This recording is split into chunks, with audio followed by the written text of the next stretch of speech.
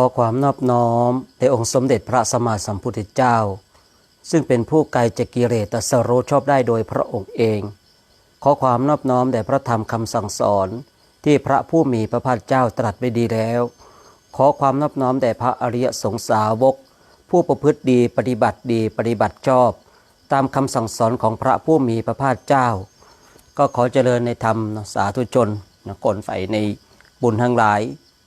ซึ่งในวันนี้ก็มาประมาณเกือบ1 ทุ่มตรง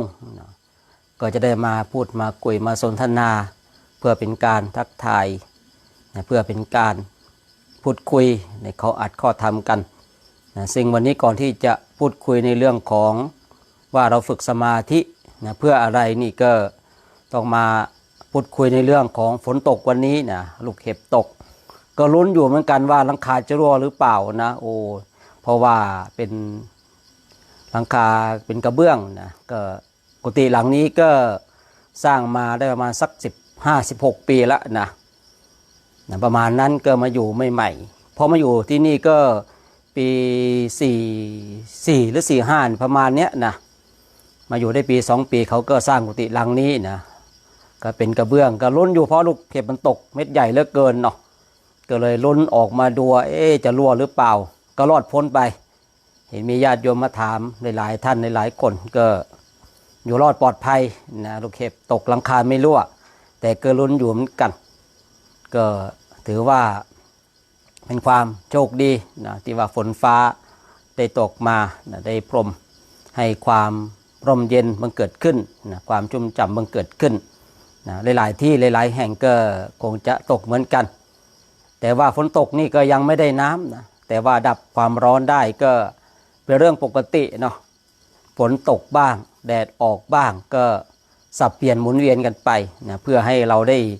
เรียนรู้ในเรื่องของธรรมชาติเพื่อให้เราได้เรียนรู้ในกฎของความเป็นจริงว่าฝนตกบ้างแดดออกบ้างก็เหมือนกับคนเรานี่แหละทุกข์บ้างสุขบ้างเจ็บป่วยบ้างสบายบ้างเป็นเรื่องปกติก็นี่เรื่องปกติสิ่งเราเนี้ยเป็นสิ่งที่เราท่านทั้งหลายจะต้องมาเรียนรู้กันถ้าเราไม่เรียนรู้ในสิ่งที่เกิดขึ้นในชีวิตประจำวันของเราเราจะเรียนรู้ในเรื่องอะไรเพราะว่าถ้าเราได้มาเรียนรู้สิ่งที่มันเกิดขึ้นไม่ว่าจะเป็นความทุกข์ไม่ว่าจะเป็นความสุขไม่ว่าจะเป็นความพัดพรากไม่ว่าจะเป็นความสมหวังไม่ว่าจะเป็นความผิดหวังสิ่งเหล่านี้มันเป็นธรรมที่ปรากฏขึ้นเฉพาะหน้าของเราที่เราเคยได้ยินได้ฟังที่พระพุทธเจ้าของเราว่าธรรมเกิดขึ้นเฉพาะหน้าสิ่งที่เราได้ประสบพบเจอไม่ว่าจะเป็นความทุกข์ไม่ว่าจะเป็นความสุขไม่ว่าจะเป็นความพัดพรากหรือว่าผิดหวังสมหวังต่างๆเขาเรียกว่าธรรมเฉพาะหน้าเกิดขึ้นเครียดธรรมที่เกิดขึ้นเฉพาะหน้าของเราขึ้นอยู่กับว่าเรามีสติมีปัญญามากน้อยขนาดไหนถ้าเรามีสติมีสัมปชัญญะมีปัญญาเราก็จะเห็นตามความเป็นจริงอย่างที่พระพุทธเจ้าที่พระองค์ทรงได้สั่งสอนไว้อย่างสมมติว่าพระพุทธเจ้าทรงสั่งสอนว่าความพลัดพรากเป็นเรื่องของธรรมดาพอเราได้ประสบพบเจอเราก็จะได้เห็นจริงว่านี่แหละธรรมปรากฏขึ้นแล้วเมื่อธรรมปรากฏขึ้นแล้วเราต้องทำอย่างไรเราก็ต้องพิจารณาว่าสิ่งเหล่านี้เป็นเรื่องของธรรมดาแต่ถ้าว่าธรรมปรากฏขึ้นอย่างสมมติที่ได้กล่าวไว้ว่าเมื่อเราประสบพบเจอกับความพลัดพรากแล้วเราไปค้ำควรเราไปเสียใจอันนี้สติสัมปชัญญะขาดหายไปธรรมที่เกิดขึ้นเฉพาะหน้าของเราก็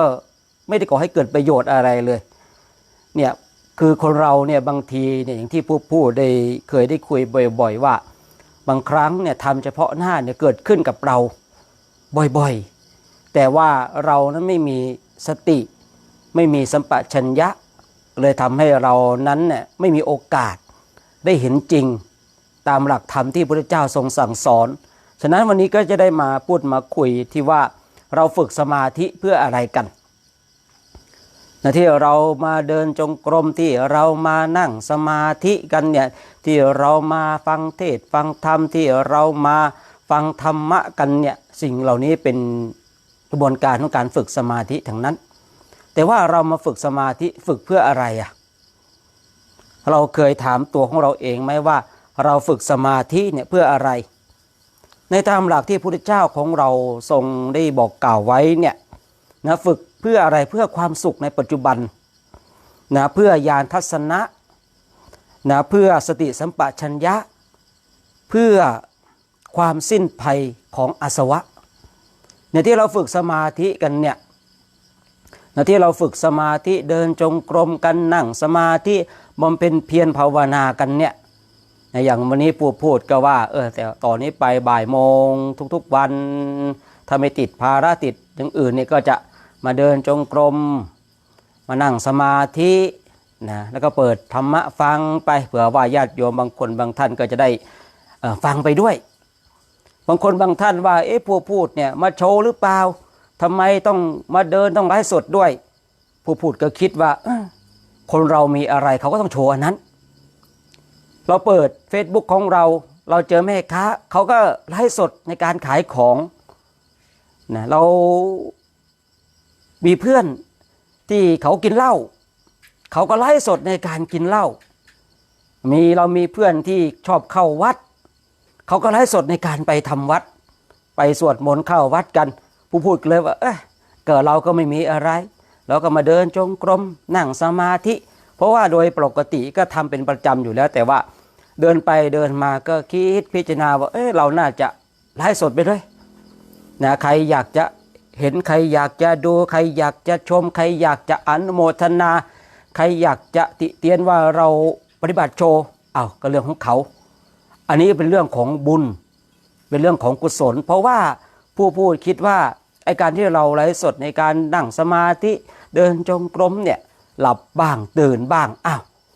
มันก็ดีกว่าเราไปนั่งนินทาคนอื่นเราท่านทั้งหลายเนี่ยบางทีนั่งไปเดินไปถามว่าผู้พูดนั่งหลับไหมโอ้ยที่โครงการจาริกธรรมปีที่8อาตมาช่วงเช้าอาตมาไลฟ์สดเนี่ยเสียงโกรนยังดังเลยอาตมานะคือผู้พูดเองอาตมาเองเนี่ยอาตมาจะไม่อายในการว่าตัวเองนั่งหลับถึงแม้ว่าจะมีเสียงกลอะไรก็ตามผู้พูดก็บอกพระว่าเตือนบอกพระว่าหลับได้นะถ้ามีเสียงช่วยสะกิดกันช่วยบอกกันนะพระเองพอได้ยินเสียงผู้พูดนั่งหลับมีเสียงโกรนมาเขาก็มาสะกิดบางวันมีไลฟ์สดก็เสียงโกรนออกไปทางไลฟ์ไปบางคนบางท่านว่าโอ้ยเป็นพระเป็นอาจารย์เนี่ยมานั่งหลับได้ยังไงเราก็คนนะเราก็คนเหมือนกันฉะนั้นเนี่ยการนั่งหลับเนี่ยไม่ใช่เรื่องที่น่าอายแต่ถ้าจะให้ดีก็อย่าไปหลับเนาะแต่เรื่องที่น่าอายคืออะไรนั่งนินทาคนอื่น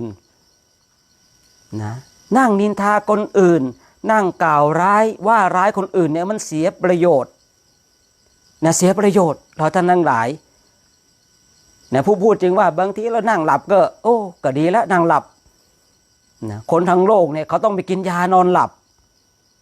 คนทั้งโลกต้องไปหายาที่ทำให้หลับไอ้เราขนาดนั่งยังหลับเลยไม่ต้องพูดถึงตอนนอนเนี่ยไอ้การฝึกสมาธิเนี่ยบางทีเราท่านทั้งหลายนะเพื่อความสุขในปัจจุบันที่พระพุทธเจ้าพระองค์ทรงตรัสไว้เนี่ยถ้าเราฝึกสมาธิเพื่อความสุขในปัจจุบันยืนเราก็มีความสุขนั่งเราก็มีความสุขถึงแม้ว่าเรานั่งหลับมันก็มีความสุขเพราะอะไรเพราะเรานั่งแล้วเราไม่ได้ไปคิดไปเบียดเบียนเราไม่ได้ไปกล่าวร้ายว่าร้ายบุคคลอื่นนั่งก็นั่งหลับแล้วเป็นยังไงก็เราก็ไม่ได้คิดในเรื่องสิ่งอื่นนะบางคนบางท่านก็ว่าเป็นอาจารย์แล้วนั่งหลับได้อย่างไรอาจารย์ก็คนเหมือนกันมีพระในโครงการเนี่ยโครงการปีที่8ที่ผ่านมาเนี่ยเขาเกิดปฏิฆะอาตมาว่ามาเป็นผู้นำเขาเนี่ยนะมาเดินนำเขาเนี่ยมานั่งหลับได้อย่างไรเกิดปฏิฆะแล้วเกิดปฏิฆะวันสุดท้ายก็มาขอขมาผมเกิดปฏิฆะอาจารย์ครับอาจารย์เนี่ยนั่งสมาธิหลับได้อย่างไรเนี่ยผมเกิดปฏิฆะพอเขาอยู่กับเราบ่อยเข้านานเข้าเขาก็รู้ไงเพราะปกติ คือบางคนเนี่ยเขาไม่เคยนั่งสมาธิบางคนเขาไม่เคยนั่งสมาธิเขาก็เลยว่านั่งสมาธิเนี่ยมันต้องตัวตรงห้ามหลับเนี่ยเพราะคนไม่เคยนั่งเขาเลยไม่รู้ในสภาวะในความเป็นจริงเราอย่าคิดว่าในยุคของเราเนี่ยไม่มีพระนั่งหลับนะในสมัยพระพุทธเจ้าเนี่ยก็ยังมีสาวกของพระพุทธเจ้าเนี่ยพระภิกษุสงฆ์เนี่ยนั่งสมาธิโยกไปโยกมาโยกไปโยกมาพระพุทธเจ้าออกมาเห็นออกมาเจอเปล่งสาธุเลยแม้แต่พระมหาโมคคารณะนะซึ่งเป็นอัครสาวกเบื้องซ้ายเป็นพระโสดาบันก็ยังนั่งโยกเยกนั่งโยกนั่งเยกคือนั่งหลับอะถูกความง่วงเหงาหาวนอนเข้าครอบงำฉะนั้นเนี่ยผู้พูดว่าตราบใดถ้าบุคคลที่ยังไม่ได้เข้าอนาคามีนะบุคคลนั้นเนี่ยยังหนีไม่พ้นหรอกการนั่งสมาธิหลับบุคคลที่นั่งแล้วไม่หลับคือตั้งแต่พระอนาคามีขึ้นไปจนถึงพระอรหันต์นอกนั้นที่นั่งไม่หลับคือนั่งฟุ้งซ่านนั่งฟุ้งซ่านคือนั่งตัวตรงอะนั่งตัวตรงแต่จิตฟุ้งซ่านนะฟุ้งซ่านคือในอิริยาบถในท่าทางประกอบดูแล้วน่าเริ่มใสแต่ว่าภายในเนี่ยฟุ้งซ่านสับสนแต่ก็บังคับนั่งไปนะทนนั่งไปคือการฝึกสมาธิจริงว่าที่เราฝึกเนี่ยเพื่อความสุขในปัจจุบันคือฝึกแล้วให้มีความสุขถึงแม้ว่าเรายังจะเป็นผู้มีกิเลสนะมีราคะมีโทสะมีโมหะยังเป็นผู้ที่มีกิเลสอยู่แต่สมาธิของปุถุชนเนี่ยยังความสุขให้บังเกิดขึ้นในปัจจุบันทำไมพวกฤาษีพวกนักบวชนอกพุทธศาสนาเนี่ยทำไมเขายังฝึกสมาธิได้ฌานได้สมาบัติเพราะอะไรเพราะสมาธิเนี่ยใครฝึกได้บุคคลนั้นก็มีความสุขทุกคนไม่ว่าคนที่จะนับถือศาสนาใดก็ตามเรื่องของสมาธิไม่มีศาสนานะเรื่องของสมาธิเนี่ยไม่มีศาสนาใครฝึกคนนั้นก็ได้อุปมาเหมือนกับคนที่กินเกลือชนชาติไหนก็ตามจะนับถือศาสนาใดก็ตามกินเกลือทุกคนก็ต้องว่าเค็มกินน้ำตาลก็ต้องว่าหวานรสของสมาธิถ้าบุคคลใดก็ตามถ้าได้ฝึกบุคคลนั้นย่อมได้ความสุขนะสุขที่เกิดขึ้นจากปัจจุบันที่ได้รับการฝึกฝนอบรมเนี่ยที่เรามาฝึกสมาธิเพื่ออะไรเพื่อสุขในปัจจุบันเมื่อเรามีความสุขกับการเดินจงกรมเราก็เดินไปกลับมามีการเดินของเราเนี่ยควบคู่ไปกับคำวงบริกรรมของเราไปพอเรานั่งก็มีความสุขกับการนั่งฉะนั้นเนี่ยถ้าเรามีโอกาสแล้วเรามาฝึกสมาธิแล้วให้เกิดความสุขในปัจจุบันถ้าเรามีความสุขที่เกิดจากสมาธิถึงแม้ว่าจะเป็นปุถุชนเนี่ยเราก็ได้รู้รสของสมาธิแล้วว่ามันมีความสุขอย่างไรเนี่ยบางคนบางท่านฝึกสมาธิเราฝึกเพื่ออะไรบางคนหาคำตอบให้ตัวเองไม่ได้วันนี้ผู้พูดเลยเอาคำของพระพุทธเจ้ามาบอกมากล่าวกับเราท่านทั้งหลายว่าเราฝึกสมาธิเพื่อความสุขในปัจจุบันเพื่อได้ญาณทัศนะ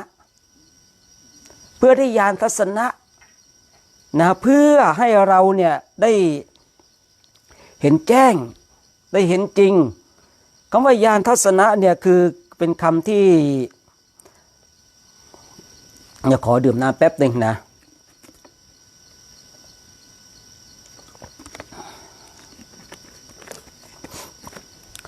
คือการได้ญาณทัศนะคือบางครั้งเนี่ยเราทำใจของเราเนี่ยกลางวันให้เป็นเหมือนกลางคืนทำกลางคืนให้เป็นเหมือนกลางวันพูดง่ายๆว่าเหมือนกับกสิณสีขาวกสิณแสงสว่างนะเหมือนกับการทำกสิณนะคือฝึกสมาธิเพื่อให้ได้ญาณทัศนะนะเพื่อนำพาให้เราได้เห็นแจ้งเห็นจริงในหลักธรรมคำสั่งสอนนะที่พระพุทธเจ้าของเราได้ ตัดไว้เพราะว่าโดยปกติจิตของเรามันถูกห่อหุ้มด้วยอวิชชาเราก็ต้องอาศัยแสงสว่างของสมาธินำพา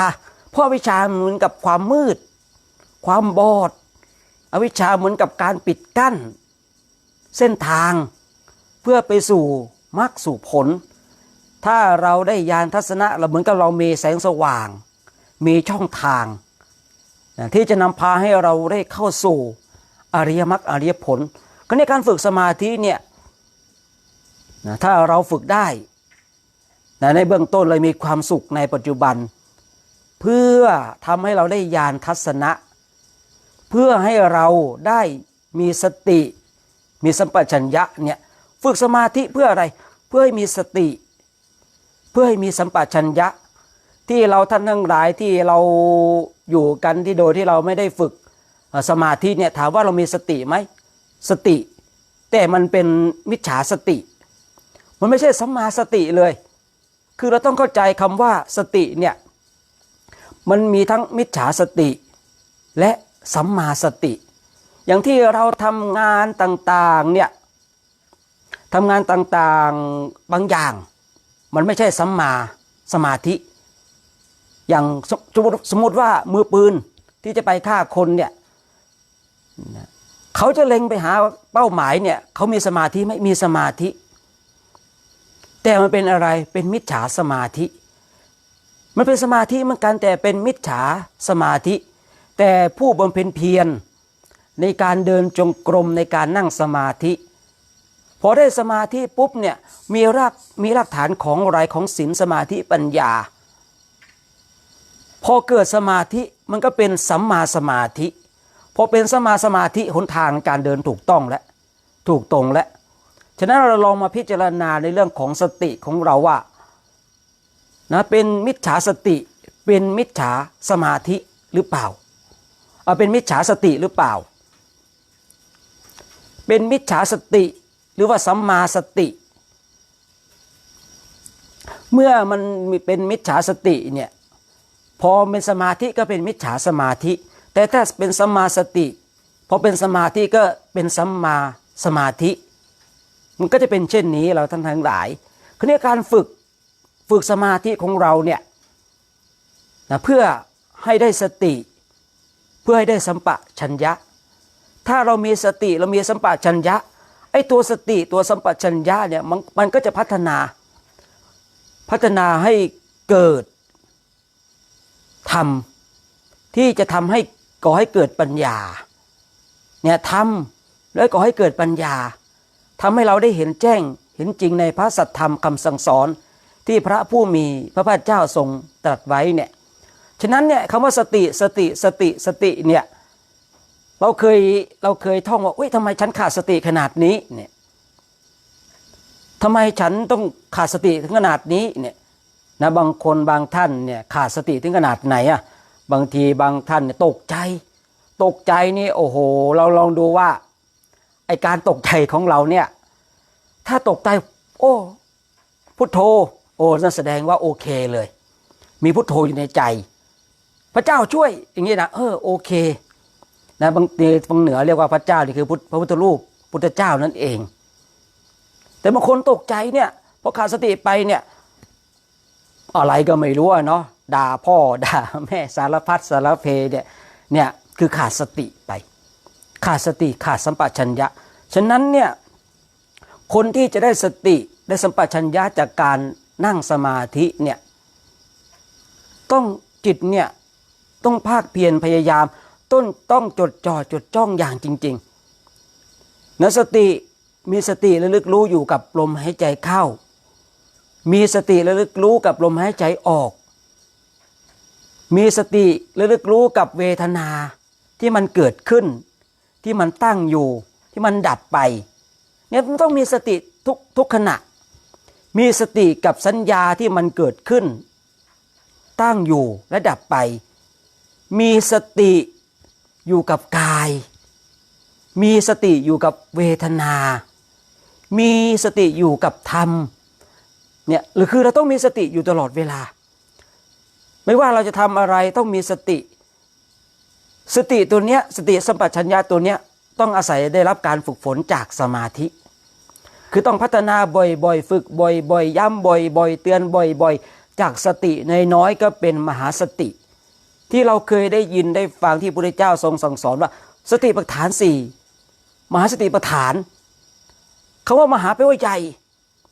ก็เริ่มต้นจากอะไรเริ่มต้นจากสติน้อยๆของเรานี่แหละ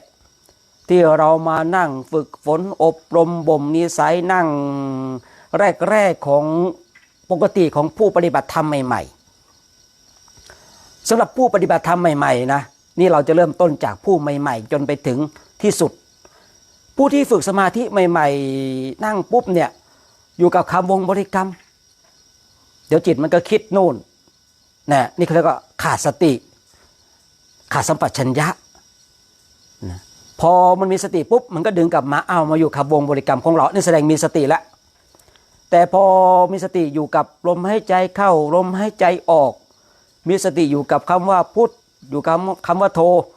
พอมันขาดสติมันไปคิดเรื่องอื่นแล้วมันไปคิดเรื่องโน้นเรื่องนี้เนี่ยเขาเรียกว่าขาดสติพอขาดสติไปมันก็คิดไปพอคิดไปมีสติเอาดึงกลับมาอีกแล้วอยู่กับพุทโธแล้วเนี่ยเขาเรียกว่ามีสติพอไปคิดเรื่องอื่นขาดสติพออยู่คำว่าพุทโธมีสตินะแต่พอถ้าไปคิดเรื่องอื่นขาดสติอันนี้ง่ายๆเลยเราท่านทั้งหลายคือมีสติกับขาดสติมาวัดดูตรงที่เรานั่งเท้าขวาทับเท้าซ้ายมือขวาทับมือซ้ายเนี่ยนั่งแล้วเรารู้ว่าเราเนี่ยมีสติหรือว่าขาดสติก็ดูตรงเนี้ยถ้าเรามีสติอยู่กับคำวงบริกรรมหรือว่าอยู่กับกายของเราถ้าเราขาดสติไปคิดเรื่องอื่นไปคิดเรื่องโน้นเรื่องนี้คิดเรื่องสารพัดสารเพเนี่ยอะไรเขาเรียกว่าขาดสติบางคนบางท่านมันจะขาดสติได้อย่างไรฉันก็คิดอยู่นั่นแหละเขาเรียกว่าขาดสติแต่ด้วยอวิชชาด้วยทิฏฐิด้วยมานะคือคนเราทุกคนไม่ค่อยยอมรับความเป็นจริงมีคนทักว่าเราอ้วนที่ไหนน้ำหนักยังเท่าเดิมเนี่ยอ้วนที่ไหนน้ำหนักยังเท่าเดิมมีคนเราทักเราว่าแก่ที่ไหนเรายังหนุ่มอยู่เนี่ยโดยปกติคนเราเนี่ยไม่ยอมรับความเป็นจริงโอ้ยตดคนอื่นเนี่ยเหม็นเหลือเกินแต่ตดของฉันนี่หอมเนี่ยบางทีเนี่ยเราฝึกสมาธิพอฝึกสมาธิฝึกไปอย่างที่ผู้พูดได้กล่าวว่าถ้าเรามีสติมีสัมปชัญญะเนี่ยมันก็อยู่กับคำวงบริกรรมหรือว่าอยู่กับกายของเราคือพูดง่ายๆเลยว่ากายอยู่ไหนจิตอยู่นั่นจิตอยู่ไหนกายอยู่นั่นนี่คือข้อของผู้ปฏิบัติทำกรรมฐานนั่งสมาธิคือถ้าบุคคลใดนะกายอยู่ไหนจิตอยู่นั่นจิตอยู่ไหนกายอยู่นั่นบุคคลนั้นจะได้ประโยชน์จากการนั่งบุคคลนั้นจะมีสติมีสัมปชัญญะกับการนั่งแต่กายอยู่นี่แต่ใจไปคิดเรื่องนู้นเรื่องอะไรดีเรื่องโควิดเอาละอันนี้ขาดสติไปแล้วกายอยู่นี่ไปคิดถึงเรื่องนู้นเรื่องผ่านมากี่ปีกี่เดือนแล้วก็ไม่รู้เนี่ยแล้วขาดสติเนี่ยแต่ถ้าเราฝึกบ่อยกำลังของสมาธิเนี่ยคือผู้พูดอัศจรรย์ตรงที่ว่ามันจะคิดปุ๊บมันดับมันจะคิดปุ๊บมันดับผู้พูดเลยเข้าใจว่าที่พระพุทธเจ้าว่าฝึกสมาธิเพื่อมีสติเพื่อมีสัมปชัญญะเป็นเช่นนี้นี่เองคือมันจะออกไปคิดมันจะเห็นแล้วมันดับมันจะดับเลยคือมันเห็นปุ๊บดับปั๊บเห็นปุ๊บดับปั๊บเห็นปุ๊บดับปั๊บเห็นปุ๊บดับปั๊บเห็นปุ๊บดับปั๊บเลยเห็นความคิดจิตของเราที่มันจะคิดที่มันจะออกนอกกายเนี่ยที่มันจะออกไปคิดเนี่ยนั่นแสดงว่ามีสติมีสัมปชัญญะเต็มรอบคือบุคคลนั้นเนี่ยถ้าฝึกสมาธิอันนี้ยังไม่ถึงวิปัสสนานะฝึกสมาธิแล้วได้สมาธิเนี่ยดูตัวเองเช็คตัวเองเลยว่าถ้านั่งปุ๊บอยู่กับกายอยู่กับคำวงบริกรรมจิตไม่พลั้งเผลอไปไหนจิตอยู่ไหนกายอยู่นั่นแสดงว่าบุคคลนั้นได้สมาธิบุคคลนั้นถ้าจิตมันจะคิดมันจะเผลอไปคิดเรื่องอื่นแล้วตัดแล้วดับได้คือไม่มีต่อ มันกำลังจะเกิดหนึ่งไม่มีสองสามเมื่อพลหนึ่งปุ๊บดับพลหนึ่งปุ๊บศูนย์พลหนึ่งปุ๊บศูนย์นั่นแสดงว่าจิตของคนนั้นมีสมาธิเพราะอะไรเพราะมีสติมีสัมปชัญญะมีสมาธิควบคู่กันไปแต่ถ้าบุคคลใดนั่งสมาธินั่งกำหนดไปมีหนึ่งมีสองมีสามมีสี่เลยขาดสติขาดสัมปชัญญะอันนี้เราต้องมาเริ่มใหม่เริ่มฝึกสมาธิคอยเพ่งคอยพินิจพิเคราะห์คอยเฝ้าระวังเพราะเราทำอย่างนี้บ่อยๆจิตมันก็ชำนาญจิตชำนาญในการเห็นจิตของเราเองจิตมันชำนาญในการเรียนรู้สิ่งที่มันเกิดขึ้นตั้งอยู่ระดับไปเพราะเราฝึกฝนอบรมบ่มนิสัยเนี่ยนะเพื่ออะไรอ่ะเพื่อมาดับกิเลสแต่ในเบื้องต้นเราต้องได้สมาธิก่อนนะคือในเบื้องต้นเนี่ยเราต้องได้สมาธิผู้พูดจึงย้ำทุกครั้งถ้าคุยเรื่องสมาธิว่าเรื่องของวิปัสสนาเนี่ยคือต้องมีสมาธิก่อนไม่ว่าในระดับอุปจารสมาธิหรือว่าอัปปนาสมาธิหรือว่าฌาน1 2 3 4เหมือนกับที่ผู้พูดคุยในครั้งก่อนโน้นแต่คณิกะนี่มันน้อยเกินไปนะไม่เพียงพอก่อนนี้มันจะไปวิปัสสนาเนี่ยมันต้องมีสมาธิก่อนอันนี้ผู้พูดถ้าคุยอย่างเงี้ยผู้พูดจะพูดอย่างนี้บ่อยๆและย้ำบ่อยๆเพราะว่าบางคนบางท่านไปตามสำนักต่างๆบางสำนักเขาบอกว่าสมาธิไม่เอาสมาธิไม่เอาวิปัสสนาล้วนๆเนี่ย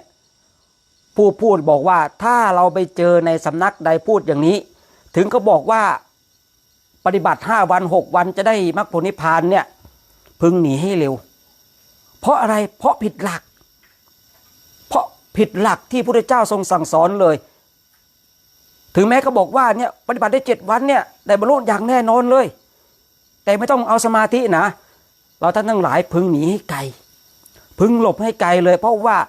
เส้นทางที่เขาพาไปเนี่ยไม่ถูกหลักในของพุทธศาสนาอย่างแน่นอนอันนี้ผู้พูดกล้าการันตีกล้ายืนยันคือมันต้องมีสมาธิตั้งแต่อุปจารสมาธิเป็นต้นไปฉะนั้นเราฝึกสมาธิเนี่ยเพื่ออะไรเพื่อให้ได้สติเพื่อให้ได้สัมปชัญญะในเบื้องต้นก่อนคือมันต้องมีสติมีสัมปชัญญะอยู่กับสิ่งที่เป็นปัจจุบันธรรมมีสติระลึกรู้อย่างที่ผู้พูดได้กล่าวว่ามีสติระลึกรู้อยู่กับเวทนามีสติระลึกรู้อยู่กับสัญญามีสติระลึกรู้อยู่กับกายเวทนาจิตธรรมคือมีสติระลึกรู้อยู่ในกระบวนการแห่งธรรมที่มันปรากฏขึ้นถ้าเรามีสตินะไอ้ตัวสติเนี่ยมันเป็นเครื่องคัดกรองไอ้ตัวเนี้ยเป็นเครื่องคัดกรองจะเอาแต่กุศลไอ้ตัวสติตัวสัมปชัญญะตรงเนี้ยเมื่อเราได้ตรงนี้นะมันการคัดกรองเอาเฉพาะกุศลพอจิตมันจะเกิดอกุศลมันจะรีบทำลายรีบดับทันทีเนี่ยถ้าเรามีฝึกสมาธิแล้วได้สติได้สัมปชัญญะตรงนี้นะเหมือนกับการคัดกรองเอาแต่กุศลในช่วงเนี้ยมันเป็นช่วงคัดกรองเอากุศลก่อนทำลายอกุศลนะพอมาถึงช่วงตรงนี้นะพอเรามีสติเนี่ยมันจะคัดกรองคือมันพยายามที่จะเอาแต่สิ่งที่เป็นกุศลนะพอจิตมันจะคิดอกุศลรีบทำลายพอเราฝึกบ่อยเข้าฝึกไปเข้าจิตมันเอาแต่กุศลนะจิตเอาแต่กุศลอกุศลมันเกิดไม่ได้พออกุศลเกิดขึ้นไม่ได้ปุ๊บต่อขั้นตอนต่อไปคือละกุศลนะขั้นตอนต่อไปคือละกุศลก็โดยมีสติมีสัมปชัญญะนี่แหละคือมันต้องว่ากันเป็นไปตามระดับเป็นขั้นเป็นตอนของเขาคือกระบวนการแห่งธรรมที่เราจะได้บรรลุเนี่ยมันเป็นไปตามสเต็ปเป็นขั้นตอนของเขาแต่ว่าจะช้าจะเร็วจะชัดเจนมากน้อยขนาดไหนอย่างที่บางพระอรหันต์บางรูปที่ได้บรรลุธรรมบางทีปุ๊บเดียวเลยบรรลุธรรมเลยเขาจะมารู้ตอนอีกทีตอนที่เขานั่งและทบทวนถอยไป ถอยยานอย่างรู้ไปถอยไปดูไปว่าโอ้ตัวเองขณะนี้ในจิตอยู่ตรงนี้ทำลายกิเลสตรงนี้พอถอยกลับไปอ๋อจิตอยู่ตรงนี้ระดับนี้แล้วทำลายตรงนี้นี่มันก็จะเป็นตรงนี้นะฉะนั้นเนี่ยในเบื้องต้นเลยฝึกสมาธิเนี่ยให้มีสติให้มีสัมปชัญญะแล้วไปฝึกแล้วเพื่ออะไรเพื่อให้ได้ญาณเพื่อให้ได้สิ้นอาสวะเนี่ยที่พระพุทธเจ้าของเราพระองค์ทรงตรัสไว้เลย4ข้อเนี่ยที่คนเราฝึกสมาธิเพื่ออะไรเพื่อมีความสุขในปัจจุบันเพื่อได้ญาณทัศนะเพื่อให้มีสติสัมปชัญญะเพื่อสิ้นอาสวะเนี่ยข้อสุดท้ายเนี่ยคือชัดเจนเลยที่พระพุทธเจ้าที่ผู้พูดได้กล่าวว่าฝึกเราจะสิ้นอาสวะได้มันต้องมีสมาธิจะมีมากมีน้อยเท่านั้นเองเราฝึกสมาธิเพื่อสิ้นอาสวะเพื่อทำลายกิเลสเพื่อทำลายความโลภความโกรธความหลงเพื่อทำลายอวิชชาที่มานอนเนื่องอยู่ในจิตตสันดานของเราเนี่ยเพื่อให้เราได้สิ้นอาสวะทำลายกิเลสเพราะจิตที่เรามีสมาธิเนี่ยมันเป็นจิตที่ละเอียดอ่อนเป็นจิตที่ละเอียดอ่อนพอฝึกสมาธิได้สมาธิบ่อยเข้ากิเลสอย่างที่ผู้พูดเคยคุยเมื่อวันก่อนนู้นว่าเรามีสมาธิกิเลสใหม่ไม่เกิดขึ้นแต่กิเลสภายในใจของเราเนี่ยที่เราสะสมมาไม่รู้กี่ภพกี่ชาติเนี่ยมันยังนอนเนื่องอยู่ในจิตตสันดานของเราคือเนี่ยต้องอาศัยกำลังของสมาธิพอมันมีกำลังของสมาธิตรงเนี้ยมันก็จะไปเกื้อหนุนตรงไหนอีกเกื้อหนุนสติปัญญาเพื่อเข้าไปทำลายพูดง่ายๆว่าเหมือนกับเราเป็นโรคเราเป็นไข้เราต้องกินยาแก้ปวดเรากินลงไปที่ท้องเนี่ยแต่ยาแก้ปวดเนี่ยมันไปทำลายพิษไข้ได้มันไปรักษาได้เหมือนกันสมาธิเนี่ยที่ประกอบด้วยสติสัมปชัญญะและมีปัญญาถึงพร้อมมันก็จะเข้าไปหากิเลสถ้าอุปมานะเข้าไปหากิเลสว่ากิเลสอยู่ตรงไหนถ้าสติสัมปชัญญะสมาธิแล้วก็ปัญญาของเราเนี่ยยังไม่เต็มรอบแต่มันมีอยู่มันก็เข้าไปทำลายกิเลสที่หยาบแต่ถ้าว่าสติสัมปชัญญะสมาธิมั่นคงปัญญาเต็มรอบมันก็เข้าไปทำลายกิเลสที่ละเอียดอ่อนอย่างลึกตรงสู่อวิชชาเลยเนี่ยมันจะเกื้อหนุนกันอย่างที่ผู้พูดเคยบอกว่าธรรมะของพระผู้มีพระเจ้าเป็นธรรมะที่เกื้อหนุนเหมือนกับลูกโซ่คือเราทำสิ่งหนึ่งสิ่งใดให้ได้ก่อนทำสมาธิให้ได้วิปัสสนามันเกิดขึ้นอย่างแน่นอนแต่ว่ามันจะเกิดขึ้นขนาดไหนขึ้นอยู่กับวาสนาบารมีของเราขึ้นอยู่กับวาสนาบารมีของเราฉะนั้นในการฝึกสมาธิของเราไม่ว่าจะเป็นการเดินจงกรมไม่ว่าจะเป็นการนั่งสมาธิเนี่ยให้เราตั้งไว้เลยนะให้เราระลึกไว้เลยว่าเพื่ออะไรไม่ใช่เพื่อเป็นผู้มีฤทธิ์มีเดชไม่เพื่อไปอย่างรู้จิตใจคนอื่นไม่ใช่เป็นผู้ที่วิเศษวิโสอันนี้ไม่ใช่เจตนาของพระพุทธเจ้าที่พระพุทธเจ้าทรงให้เราได้ฝึกสมาธินะถ้าฝึกสมาธิ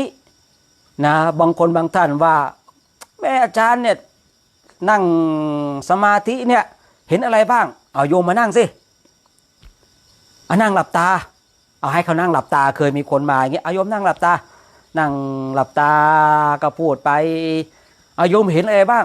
มันก็มืดอาจารย์มันก็มืดเหมือนกันก็บอกเขานี่คุยแบบหยอกๆเขาว่าคนนั่งสมาธิเนี่ยไม่ใช่นั่งให้เพื่อเป็นผู้วิเศษ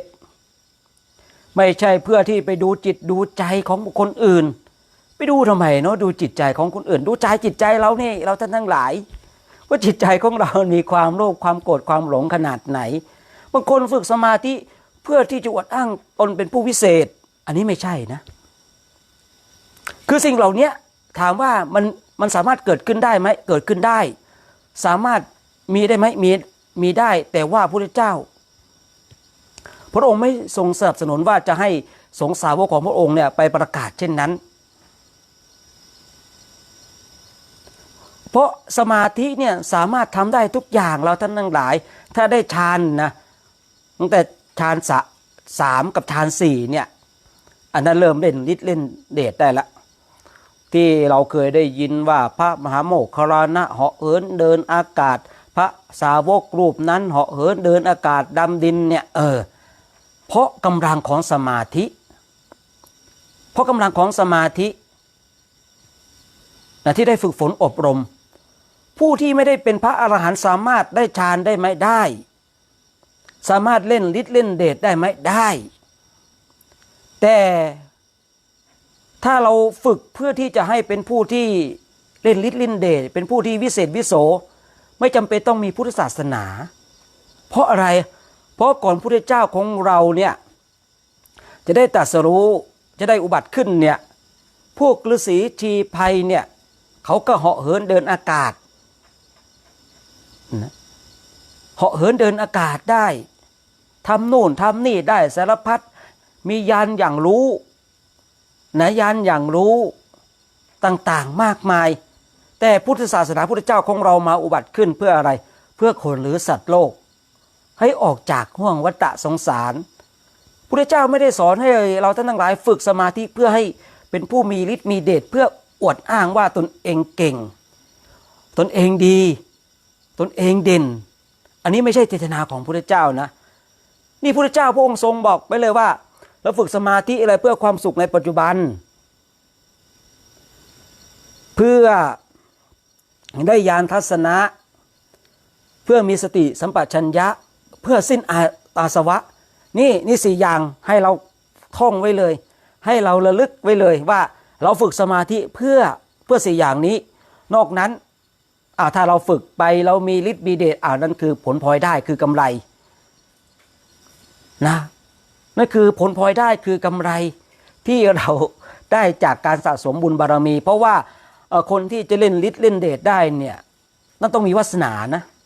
คือผู้พูดไม่ได้ปฏิเสธว่าสิ่งเหล่านี้ไม่มีจริงมีจริงนะเคยเจอพระท่านได้กสิณไฟเราท่านทั้งหลายได้กสิณไฟพระท่านเนี่ยจับน้ำอย่างเงี้ยญาติโยมนะจับแล้วเพ่งแป๊บเดียวน้ำเดือดเลยนี่ได้กสิณไฟ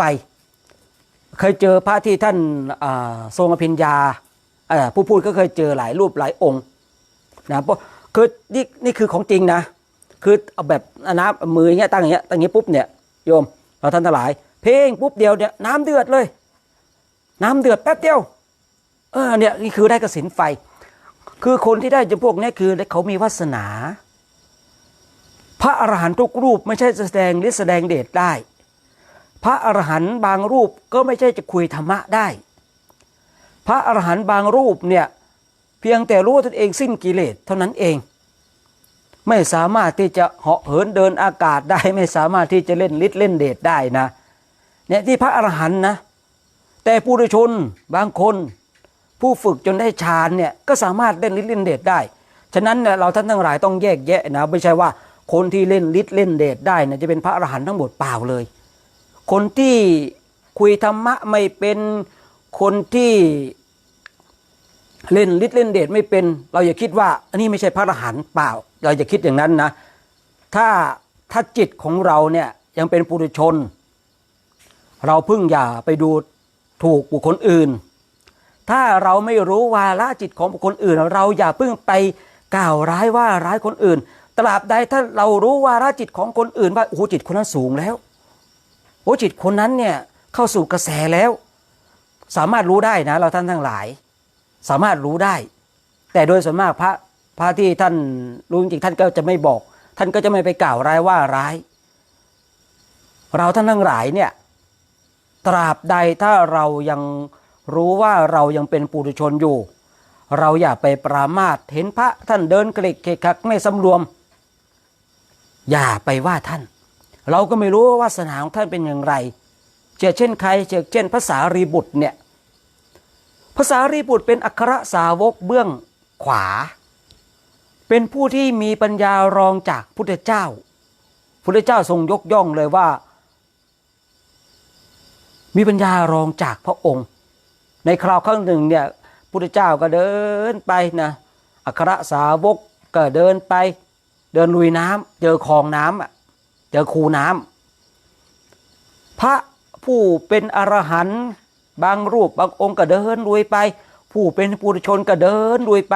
แต่พอมาเจอพระสารีบุตรพระสารีบุตรกระโดดข้ามเลยเราลองดูว่าพระอรหันต์กระโดดข้ามคูเท่านั้นแหละเป็นที่โจทย์เป็นที่เล่าขานว่าพระอรหันต์รู้นี่คืออริยสัยนี่คือวาสนาของพระสารีบุตรว่าในอดีตชาติเคยเกิดเป็นลิงพอเจอเห็นอย่างนี้ปุ๊บเนี่ยในนิสัยที่สะสมมาที่เคยเกิดเป็นลิงเนี่ย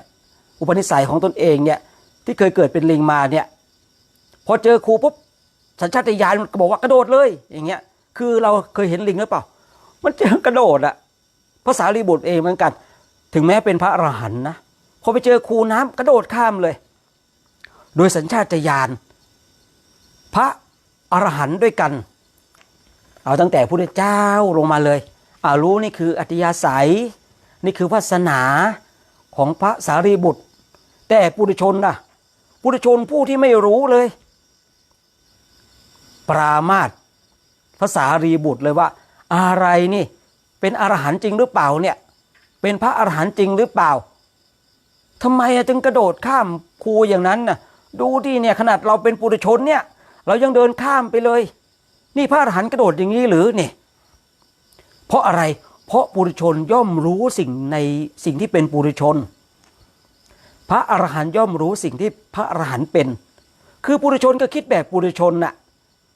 คือพระอรหันต์ท่านก็คิดแบบพระอรหันต์ปุถุชนคิดแบบปุถุชนก็เหมือนกับที่ปุถุชนคิดว่าโอ้สงสัยแล้วพระสารีบุตรนี่เป็นพระอรหันต์แน่หรือเนี่ยไม่ใช่แล้วพระอรหันต์ต้องเรียบร้อยเนี่ย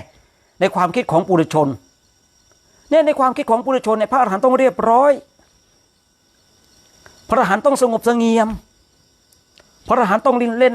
ฤทธิ์เล่นเดชได้พระอรหันต์ต้องคุยธรรมะอันลึกซึ้งจะมาคุยแบบนู่นนี่นั่นไม่ได้เนี่ยนี่คือความคิดของปุถุชนคือความเป็นปุถุชนก็คิดแบบปุถุชนคิดแบบคนมีกิเลส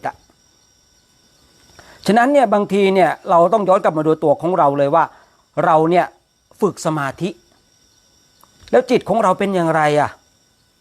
จิตของเราเนี่ยรู้ในภายในจิตในใจของเรามากน้อยขนาดไหนถ้าเรายังไม่ชัดเจนภายในจิตในใจของเราเนี่ยเราก็ไม่ต้องไปอยากชัดเจนในใจของบุคคลอื่นเราต้องชัดเจนในใจของเราก่อนถ้าเราไม่ชัดเจนภายในจิตในใจของเรานะเราก็อยากจะไปชัดเจนในจิตใจของบุคคลอื่นมันก็จะเป็นการหานรกใส่ตัวเหมือนกับปุถุชนพระปุถุชนที่ไปปรามาสพระสารีบุตรคือหานรกให้กับตนเองเรื่องนี้ก็พูดคุยกันโจทย์กันหน่อยทำไมเนี่ยพระอัครสาวกฝั่งขวาที่พระพุทธเจ้าเนี่ยทรงยกย่องว่ามีเป็นผู้ที่มีปัญญาทำไมเจอคูน้ำแค่นี้เดินลุยไม่ได้ทำไมต้องกระโดดข้ามด้วยพระพุทธเจ้าจำเป็นต้องมาเพื่ออะไรเพื่อปรับ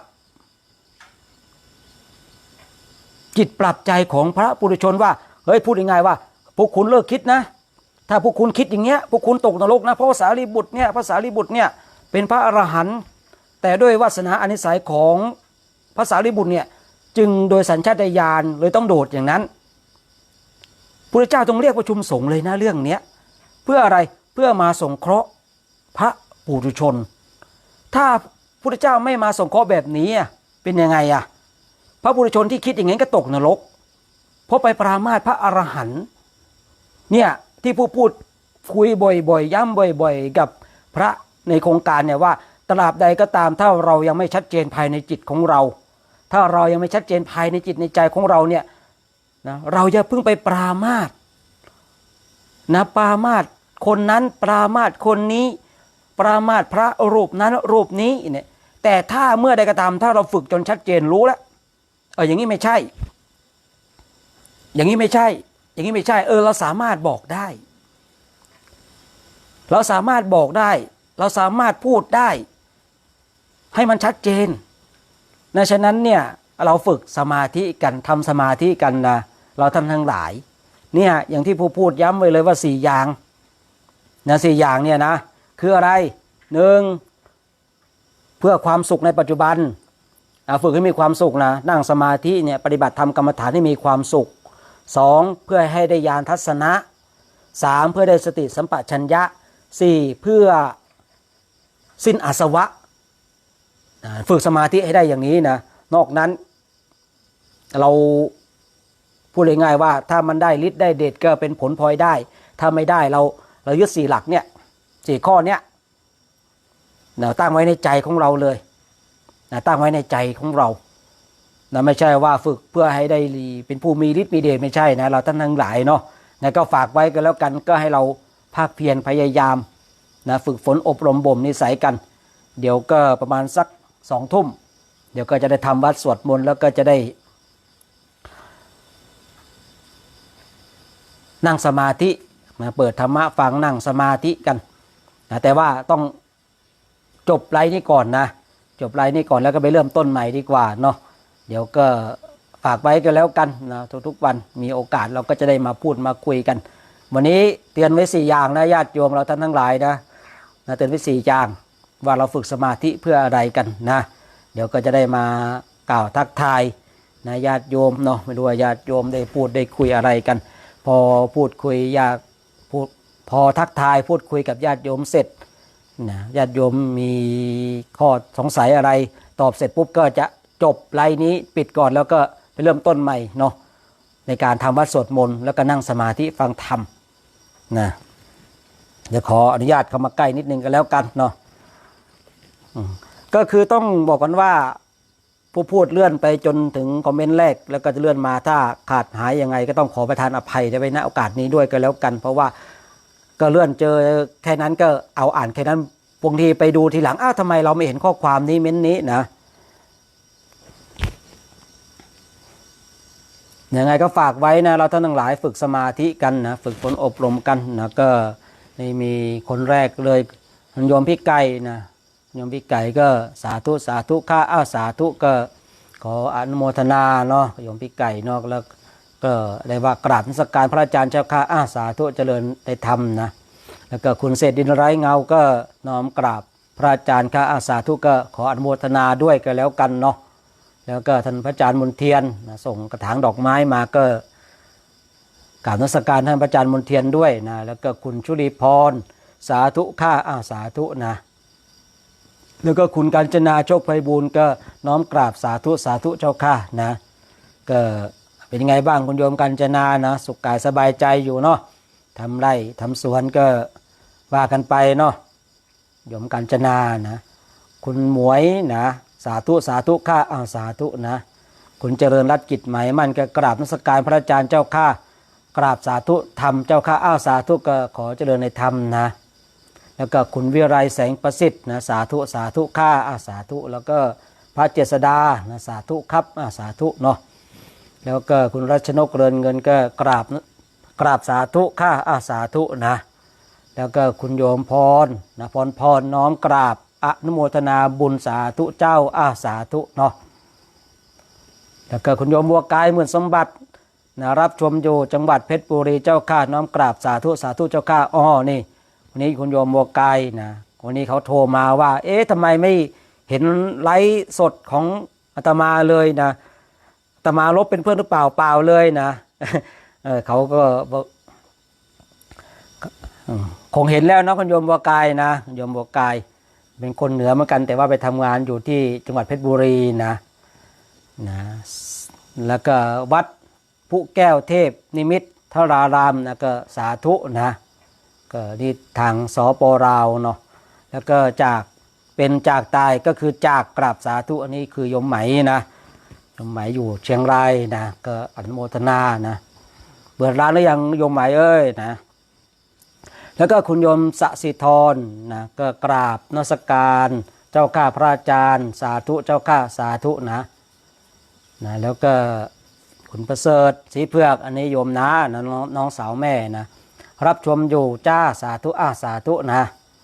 แล้วก็แม่ชีอิ๋ววัดป่าพึ่งบุญกราบสาธุเจ้าข้าท่านสาธุเนาะแล้วก็คุณกุลนิตนะกราบอนุโมทนาเจ้าข้าสาธุเนาะทำไมย้อนกลับไปทางโน้นนี่จุดเทียนไปทางหลังโน้นนะมือไปโดนนะญาติโยมนะนี่จุดเทียนด้วยนะจุดเทียนทางเข้ากุฏินะแล้วก็พระอนุชิตนะนมัสการครับพระอาจารย์นมัสการครับผมนะแล้วก็คุณจันฉายกราบนมัสการสาธุข้าสาธุนะแล้วก็คุณโยมประนอมน้อมกราบนมัสการข้านะเราต้องอยู่กับสติปัญญาและสัจธรรมยอมรับความจริงข้าสาธุใช่แล้วนะเราต้องอยู่กับปัจจุบันนะต้องยอมรับความเป็นจริงสิ่งใดที่เกิดขึ้นก็มันก็เป็นกระบวนการแห่งธรรมนะก็เป็นกระบวนการแห่งธรรมแต่ว่าเราจะอยู่กับธรรมหรืออยู่กับโลกนั่นเองถ้าอยู่กับธรรมเราก็จะเห็นสิ่งที่พระพุทธเจ้าทรงสั่งสอนถ้าเราอยู่กับโลกเราก็จะคร่ำครวญนะคร่ำครวญกับเหมือนกับคนโลกนะอันนี้ต้องขึ้นอยู่กับตัวของเราเองว่าภายในจิตในใจของเราเนี่ยอยู่กับธรรมหรืออยู่กับโลกถึงแม้ว่าเราจะเป็นฆราวาสญาติโยมเนี่ยนะเป็นฆราวาสญาติโยมเราก็สามารถนะใจของเราเนี่ยสามารถอยู่กับธรรมได้แต่ถ้าว่าใจของเราอยู่กับโลกเนี่ยพอเราประสบกับความพัดพรากเราก็ไหลไปกับโลกนะโลกเขาทำอย่างไงเราก็ทำอย่างนั้นแต่ถ้าว่าใจของเราอยู่กับธรรมถ้าใจของเราอยู่กับธรรมเนี่ยพอเราเจอความพัดพรากเราก็จะได้น้อมเข้ามาที่พระพุทธเจ้าทรงสั่งสอนว่าเรามีความพัดพรากเป็นธรรมดาเนี่ยเรามีความพัดพรากเป็นธรรมดาเหตุใดจึงมีความพัดพรากเพราะมีการเกิดนั่นเองเพราะมีการเกิดนั่นเองจึงมีความพัดพรากฉะนั้นเนี่ยขึ้นอยู่กับในใจของเราว่าเราอยู่กับโลกหรืออยู่กับธรรมถ้าใจของเราอยู่กับธรรมพอเราเจอความพัดพรากความสูญเสียความที่ไม่ได้ดังอกดังใจเนี่ยเราก็จะน้อมเข้าสู่หลักธรรมแต่ถ้าเราใจของเราอยู่กับโลกพอเราเจอความพัดพรากความสูญเสียเนี่ยเราก็จะคร่ำครวญอันนี้ไว้วัดภายในใจของเราว่าพอเราเจอเหตุการณ์สิ่งหนึ่งสิ่งใดเนี่ยพอเราเจอเหตุการณ์สิ่งหนึ่งสิ่งใดเนี่ยถ้าเราเจอเหตุการณ์สิ่งหนึ่งสิ่งใดถ้าใจของเราน้อมไปทำแสดงว่าใจของเราอยู่กับธรรมแต่ถ้าใจของเราน้อมไปอยู่กับโลกไปกับโลกแสดงว่าใจของเราอยู่กับโลกอันนี้ชัดเจนนี้เอาเราไปดูของเราก็แล้วกันนะคุณโยมประโสนะกราบนมัสการพระอาจารย์เจ้าค่ะสาธุเนาะคุณโยมจันฉายต้องสวดมนต์ทำวัดเย็นเจริญสติอยู่กับลมหายใจขออนุญาตออกจากหน้าจอนะเจ้าค่ะกราบนมัสการค่ะสาธุนะต้องสวดมนต์ดีแล้วสวดมนต์ดีนะสวดมนต์เราก็ทำของเราไปนะทำของเราไปไม่ต้องขออนุญาตเนาะเพราะว่าไรนี่ก็ใครอยากเข้ามาก็เข้ามาใครอยากออกก็ไม่เป็นไรนะเพราะว่าเราอิสระเสรีในเรื่องของการฟังนะเพราะว่าบางครั้งเราก็เป็นอาหารอีกจานหนึ่งก็แล้วกันเนาะเพราะว่าเราอาจจะฟังแล้วได้สติได้สัพพัญญะนะเพราะว่าเจตนาของผู้พูดคือให้เรามีสติมีสัพพัญญะนั่นเองให้เราได้ฝึกได้ปฏิบัติธรรมกรรมฐานเท่านั้นเองนะก็โมทนากับคุณโยมจันฉายด้วยนะแล้วก็คุณอธิชาน้อมกราบสาธุในธรรมเจ้าพระอาจารย์ก็สาธุแล้วกันเนาะแล้วนี่ก็ภาษาอะไรก็ไม่รู้นะเดี๋ยวต้องไปแปลอ่านดูที่หลังเนาะคุณเจริญรัตน์กิจหมายมั่นว่านั่งสมาธิฟังธรรมจิตสว่างพระอาจารย์บอกให้อยู่กับความสงบความสว่างเจ้าค่ะขาดสติบ้างดึงสติมาฟังพระอาจารย์เหมือนเดิมสว่างสงบกราบสาธุก็ดีแล้วเนาะคือถ้าจิตของเราสว่างแล้วสงบเราให้มันเต็มอิ่มเต็มอิ่มกับความสว่างและความสงบนั้นคือบางครั้งแต่บางคนเนี่ยจิตยังไม่เต็มอิ่มพอจิตยังไม่เต็มอิ่มกับความสว่างและความสงบเนี่ยคือก็เกิดความกังวลว่าเราทำไมจิตของเรามันสว่างและสงบอย่างนี้มันไปไหนไม่ได้คือพูดง่ายๆว่าอยากจะก้าวหน้าอยากจะให้มันไปอีกระดับหนึ่งเนี่ยคือเราต้องเข้าใจว่าจิตของเรามันยังไม่อิ่มในความสว่างและความสงบ ตราบใดก็ตามถ้าจิตของเรามันอิ่มในความสว่างและความสงบเดี๋ยวจิตมันเนี่ยจิตตัวผู้รู้ทุกคนมีทุกคนจิตตัวผู้รู้ของแต่ละคนก็จะนำพาให้เราออกจากความสว่างและความสงบเพื่อไปอีกในระดับหนึ่งนะคือที่เราอยู่กับความสว่างกับความสงบเนี่ยดีคือพัฒนาทำไปอยู่อย่างเงี้ยให้มันสว่างให้มันสงบพอมันเต็มอิ่มจิตมันเต็มอิ่มแต่ว่าเต็มอิ่มอะไรปุ๊บเนี่ยมันก็จะไปมันก็จะหาช่องทางไปเพื่อไปอีกในระดับหนึ่งนะแต่ถ้าว่าขาดสติดึงสติกลับมาก็โอเคนะสาธุโมทนากับคุณโยมเจริญรัตน์กิจหมายมั่นด้วยเนาะก็เราก็ทำใจของเรานะคือฝึกปฏิบัติธรรมกรรมฐานเนี่ยเรามีหน้าที่ทำมีหน้าที่ดูมีหน้าที่รู้ทำดูรู้นะมีหน้าที่ทำมีหน้าที่ดูมีหน้าที่รู้นะนั่นแหละทำไปฝึกไปนั่งไปดูไปรู้ไปนะเดี๋ยวมันดีเองนะคุณโยมรัชนกเรือนเงินถ้ามีเรื่องมากมายก็นั่งไม่นานก็อันนี้ต้องว่าไปตามกำลังและเวลาของเราเนาะต้องว่าไปตามกำลังและเวลาของเรานะนั่งไม่นานก็ขอให้สงบนั่งนานก็ขอให้สงบนะเราหวังความสงบแห่งจิตหวังความสงบภายในใจของเรานะคือถ้าไม่นานเราก็ต้องให้ใจจิตของเราสงบด้วยเนาะคุณโยมสัญญานะกราบนมัสการพระอาจารย์กราบสาธุค่ะสาธุเนาะคุณโยมราวันพิยโกนกราบสาธุเจ้าค่ะนะสาธุเนาะคุณโยมหนูเกวียนนะกราบสาธุค่ะนะแล้วก็คุณโยมจิราพรหรือเปล่าเนาะจิราอะไรเนาะยกมือขึ้นเนี่ยนะก็สาธุก็แล้วกันเนาะแล้วก็เสียงของหัวใจเนาะน้อมกราบนมัสการพระอาจารย์กราบสาธุก็สาธุนะผลว่าโยมพิไก่ใส่แว่นตาด้วยหรือคะเวลาอ่านใส่แล้วโยมพิไก่นะใส่มา3 ปีแล้วแต่ว่าตัดมา3 ปีแล้วได้เวลาที่จะต้องไปตัดใหม่แล้วเพราะว่าเริ่มมองไม่ชัดแล้วอันนี้นะเริ่มมองไม่ชัดแล้วนะว่ารอโอกาสจะไปตัดใหม่อยู่นะเพราะแว่นสายตามันคงจะยาวขึ้นนะมันคงจะยาวขึ้นเลยจำเป็นต้องใส่แว่นเพราะว่าถ้าถอดแล้วลายหมดเลยโยมพี่ไก่นะแต่ถ้าพอใส่แล้วมันเห็นอยู่แต่ว่ามันก็ต้องหาจุดโฟกัสมานิดนึงนี่คือสายตามันคงจะยาวเข้าไปน่าจะ100 กว่าแล้วนะต้องใส่นะถ้าไม่ใส่แล้วเพ่งแล้วมันปวดตาโยมพี่ไก่นะแล้วก็ขิงเพียวนะชมพูสมุนไพรเนี่ยนะกราบนมัสการครับก็ขออนุโมทนาเนาะขอให้การค้าการขายเจริญรุ่งเรืองนะขิงเพียวเนาะคุณโยมบัวกายหมุนสมบัติเห็นแล้วเจ้าข้ากราบสาธุเห็นแล้วเนาะได้ยินได้ฟังแล้วก็สาธุก็แล้วกันนะคุณโยมบัวกายนะน้อยดิดนุ่มนะสาธุเจ้าข้าก็สาธุก็แล้วกันเนาะคุณโยมปาบิวตี้แฮร์ก็กราบสาธุค่ะนะก็สาธุเนาะ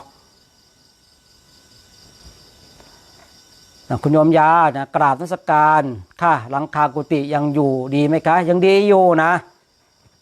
ก็คาดว่าน่าจะเปลี่ยนใหม่แล้วนะแต่ว่าต้องรองบก่อนนะ